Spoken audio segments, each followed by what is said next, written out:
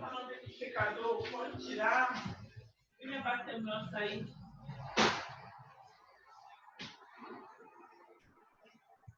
Vai tomar. Então, galera, quando a gente fala do período ditatorial, sobre o regime, né, ditatorial de 1964, é bom a gente dar uma analisada. Nós mencionamos anteriormente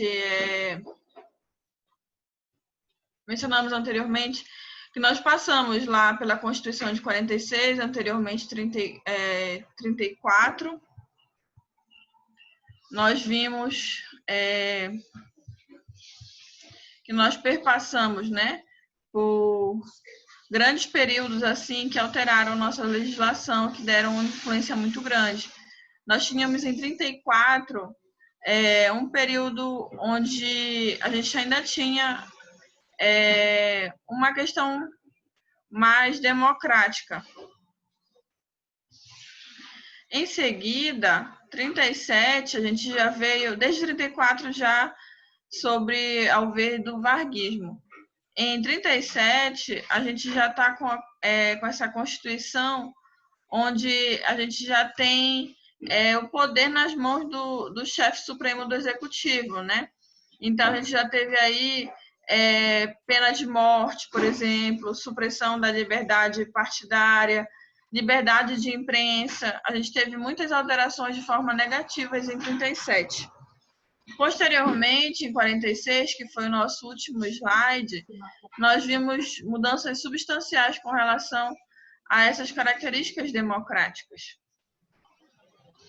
No entanto, em 67, a gente já viu uma mudança mais significativa ainda, numa forma já pejorativa também, que foi justamente que se relacionou ao regime militar. E aí a gente tem esse autoritarismo, né, de uma política chamada de segurança nacional, visando combater inimigos internos ao regime, né? Tudo que se voltava contra o regime deveria ser combatido. Então, a gente tinha um rótulo para esses inimigos chamados de subversivos. Subversivos. Então, em 64, quando se instaurou o regime militar, né, ele conservou o Congresso Nacional, mas dominava e controlava o poder legislativo. Então, o Executivo encaminhou para o Congresso uma proposta de Constituição que foi aprovada pelos parlamentares e promulgada em 67.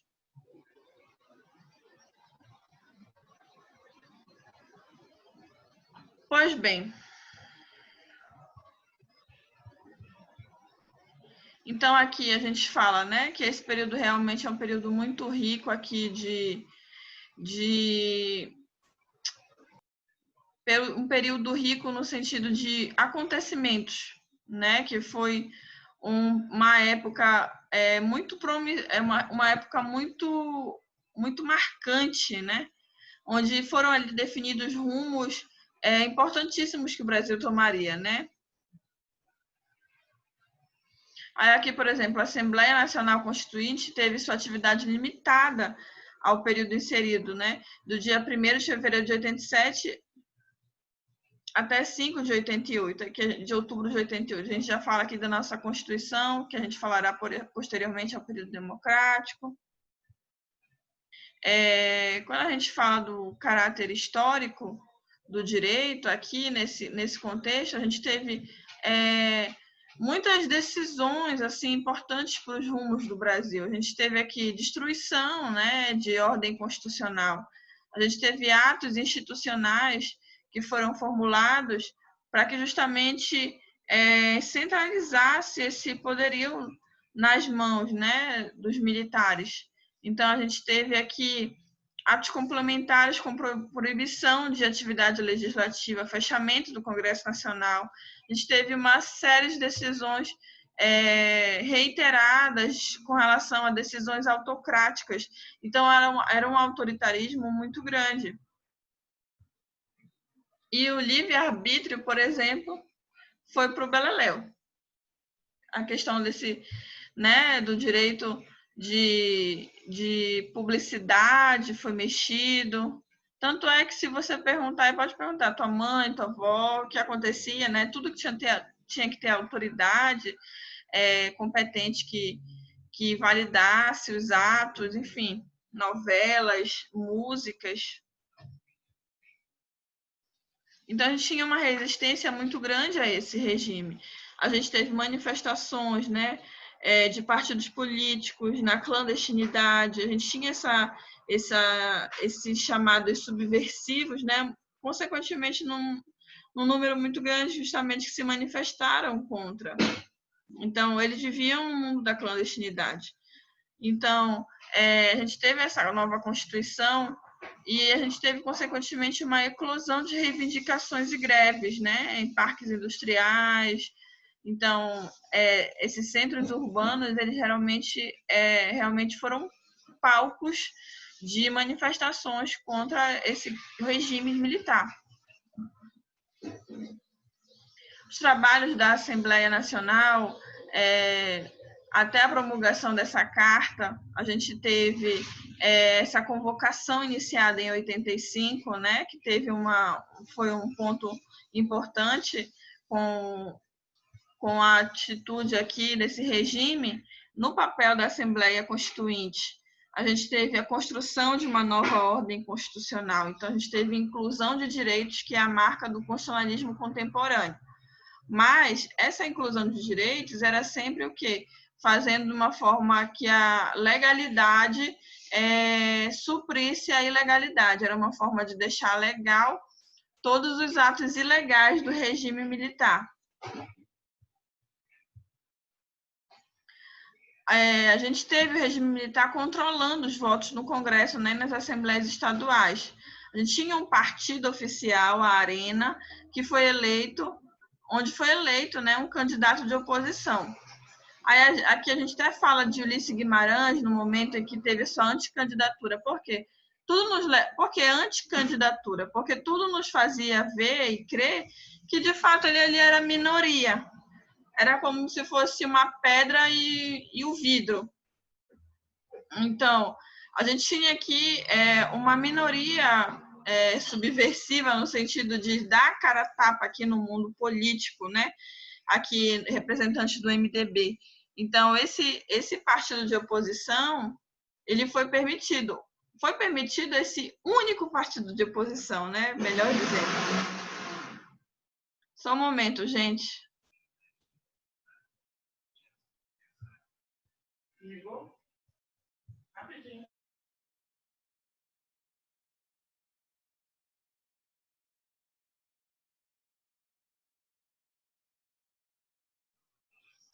Vamos voltar aqui.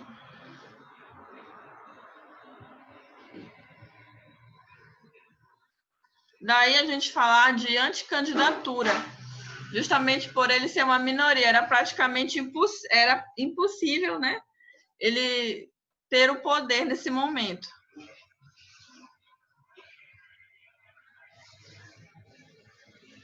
Então, nessa nossa Constituição de 67, a gente teve atos institucionais, né, que serviam de mecanismo para essa legitimação de legalização das ações políticas dos militares. A gente teve esses poderes extraconstitucionais. Então, a gente teve decretos, nesses decretos a gente teve 17 atos institucionais. Então, a gente tem o judiciário também, ele sofreu mudanças muito grandes, então foram suspensas as garantias dos magistrados também nesse sentido. Aí o mais conhecido desses atos institucionais foi o AI-5, que é justamente o instrumento que deu a esse regime absoluto, né, uma consequência de fechamento do Congresso Nacional, onde a gente teve um ano de recesso de mandatos de senadores, deputados e vereadores que passaram a receber somente parte fixa dos seus subsídios. A gente teve uma alteração muito grande. A gente teve uma importância muito grande no mundo, né, de cunho político. Essa censura no meio de comunicação que a gente já mencionou, estendeu-se a música, teatro, cinema, suspensão de habeas corpus, por exemplo. Então, a gente teve crimes políticos nesse sentido, né? Decretação de um estado de sítio pelo presidente da República, onde todos os casos previstos na Constituição e autorização para intervenção em estados e municípios fora feita. Então, quer dizer, era uma forma de legalizar o ilegal.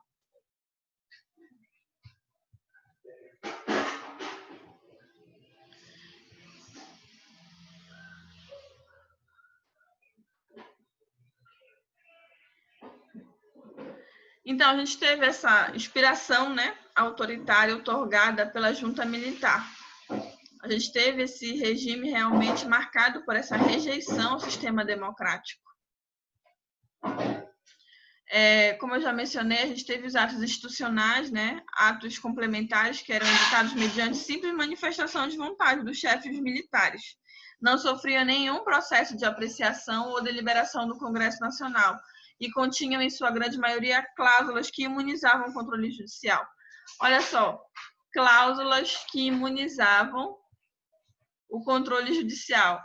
É mais um exemplo que eu estou dando para vocês de legalizar o ilegal.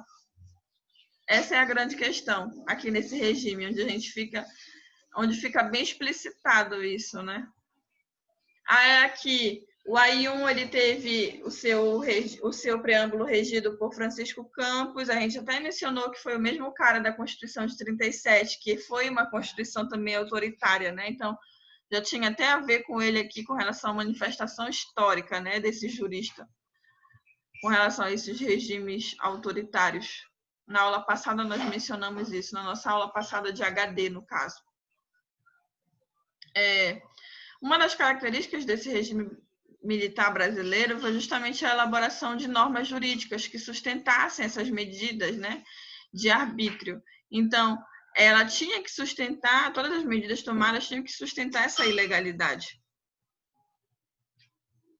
Aí aqui a gente usa o termo legalidade autoritária, né? Aí a gente menciona aqui novamente que foram 17 atos institucionais, né?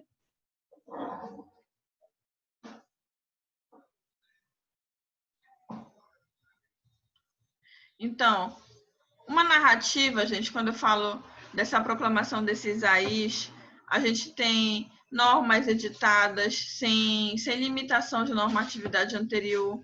A gente tem observação, né, após o golpe, da preocupação com essa titularidade do poder constituinte e com a força normativa.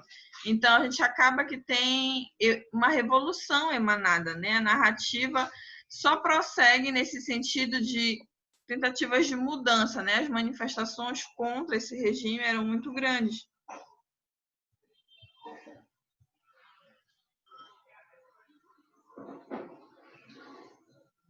Aí, quando a gente fala do AI2, justamente a gente fala aqui de brutalização do regime, né? Novos atos foram necessários. A gente tem esse rigor de brutalidade, esse caráter brutal, mais forte ainda, justamente para que a gente não tenha esse processo revolucionário chegando. Então, o próprio regime queria estipular o seu processo, né, para atingir os seus objetivos.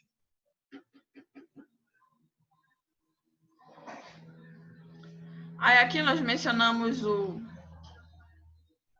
AI2, o 3, o 4, o 5, né? Aqui, o mais marcante mesmo, gente, assim, que fica muito, né, no nosso imaginário é realmente o AI5. É claro que nós temos que ver todos de uma forma sistemática, uma forma conjunta. Mas o que acontece? A gente tem aqui essa impossibilidade de controle judicial, como eu falei, né, com relação aos teores dos atos institucionais. Então, o regime militar ele impediu que se produzisse essas narrativas sobre o conflito político, os direitos fundamentais e as ações do regime. Então, pensa como estava essa fundamentabilidade de direito mitigada nesse período.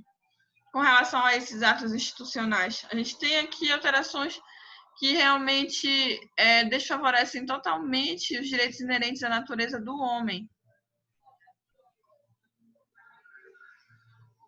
Então, a gente tem realmente uma noção de anticonstituição quando a gente fala nesse nosso período, né, ditatorial. Não há democracia, né, sem eleições livres, e era que não acontecia. A gente não tem uma prática política democrática. A gente não tem um ordenamento jurídico que respeite que respeite, né, os trâmites democráticos. Então, a Constituição ela é um arsenal de atos que, sob várias denominações, constituíam traduções de violência, de brutalidade, né? Que era o que permeava esse regime de dominação.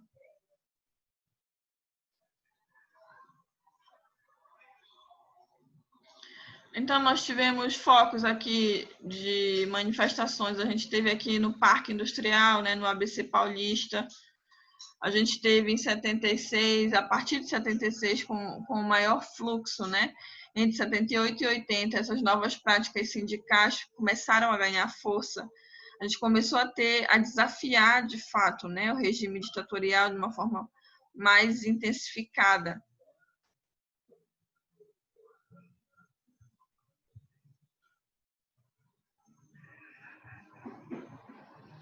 Então, a gente fala aqui, olha, ainda nesse contexto da segunda metade da década de 70, retorna à pauta o tema da convocação de uma Assembleia Constituinte. Em 77, esse cara, Godofredo Telles Júnior, e vários outros acadêmicos vincularam a carta aos brasileiros, que conclamaram a nação a procurar a única via legítima com que restaurar as instituições democráticas despedaçadas.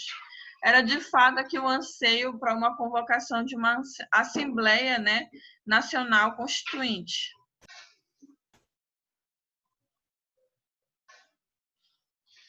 A gente tem retorno ao país de lideranças políticas que foram exiladas, né? A gente teve o fim desse elemento bipartidário, porque, como vocês viram quando a gente se mencionou Ulisses Guimarães, era o único partido permitido, né, que fosse contra o regime.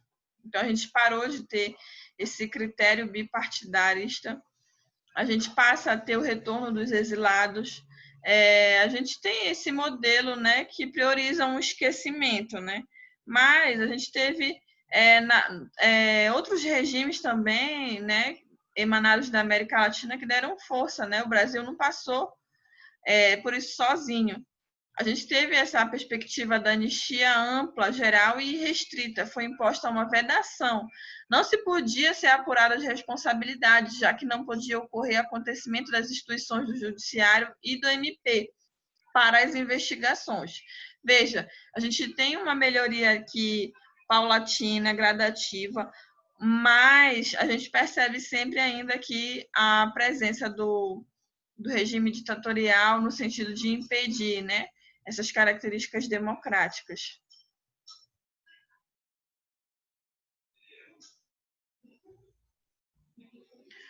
A gente tem, em 31 de julho de 2008, o Ministério de Justiça realizou uma audiência pública que foi abertamente discutida, onde se discutiu essa história institucional brasileira, né? A possibilidade de abertura de processos criminais com relação a essa época, esse período ditatorial, com relação a essa responsabilização militar, policial e civil dos envolvidos, dos torturados, dos desaparecidos, dos homicídios. Então, realmente foi uma gama de crimes, né?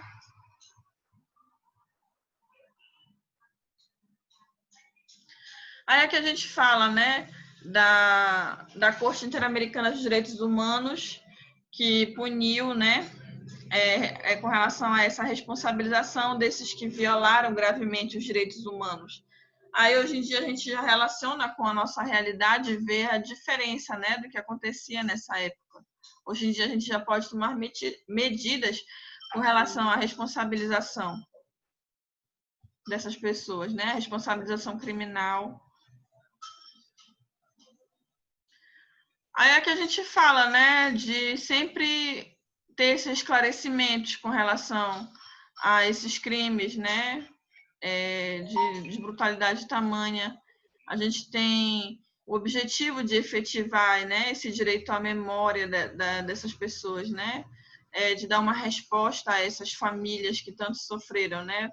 Para promover para obter, né, para promover uma reconciliação nacional, porque de fato foi um caráter muito brutal onde aconteceu, né, esse regime militar, e no que tange a essa memória de opressão, de autoritarismo, foi muito grande. Então, realmente, a gente teve com a Constituição de 88 essa característica democrática, trazendo uma tentativa de reconciliar-se, né, com o país. Então, a legislação ela vinha sempre agora voltada para a proteção dessa fundamentabilidade dos direitos do homem.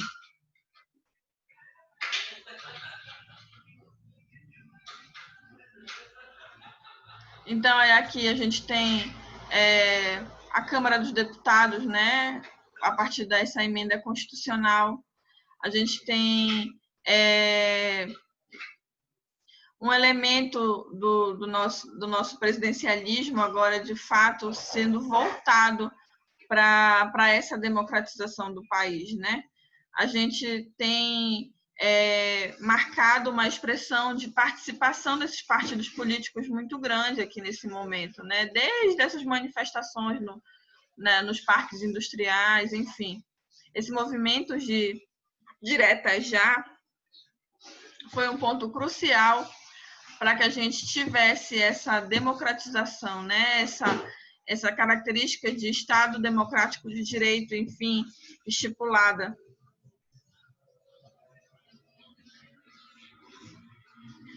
Aí aqui a gente menciona normalmente a Câmara eleita, né? Ainda por muitos representantes ligados ao antigo regime militar, que a gente não conseguiu, claro, um amadurecimento suficiente de forma muito célere de uma vez só, né? Então, a gente tem uma transição aí gradativa.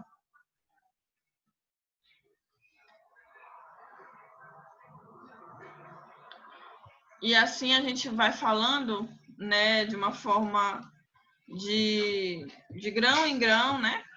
A gente vai tendo a formação do nosso Estado democrático de direito de fato. Então, já era possível observar essas características. Então, olha só, já era possível situar nessa época os termos de debate sobre o sentido da nova Constituição. Aqui a gente já está se referindo a 88. Como será possível observar essa controvérsia sobre novas roupagens que persiste até hoje? E é bastante característico da percepção que se constrói acerca da experiência constitucional brasileira. A discussão envolvida a seguinte pergunta: a nova Constituição inaugura de fato um novo tempo na vida política e social do país? Ou é apenas um momento de passagem no regime que se iniciou em 64? Então, a gente tem, de fato, que a nova Constituição significa essa ruptura com o regime militar, ou é apenas um documento de transição? Porque, como nós vimos, nós passamos por muitas transições, né? A gente falou da nossa Constituição em 34, posteriormente veio 37 com o Estado Novo e essas características autoritárias. Em 46, a gente deu uma respirada com essas características democráticas agora vigentes. Por isso ela foi um marco, né? Nós estudamos, fizemos a nossa atividade. E aí, quando a gente chega em 67 com esse regime ditatorial, a gente fala de tantos AIs, né? A gente fala de um poder que se tinha como absoluto, né? Numa sequência com fechamento de Congresso, né? Com recesso de mandatos de senadores, deputados, vereadores. Então, a gente tem aqui os magistrados também perdendo a sua discricionariedade lá, né? Nesse âmbito do poder judiciário. A gente tem suspensão de reuniões de cunho político, a gente tem censura nos meios de comunicação, a gente tem suspensão de habeas corpus, a gente tem crimes políticos à torta e à direita, né? Decretação de estado de sítio pelo presidente. Então, a gente tem realmente um caos no que tange a características democráticas. A gente tem autorização até para intervir em estados e municípios quando eu falo do regime militar, quando eu falo dessa Constituição de 1967.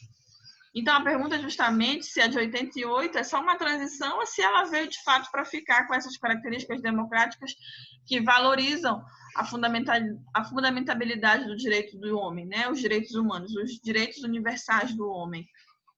E isso vai ser um assunto para a nossa próxima aula, quando a gente tratar especificadamente da nossa Constituição de 1988.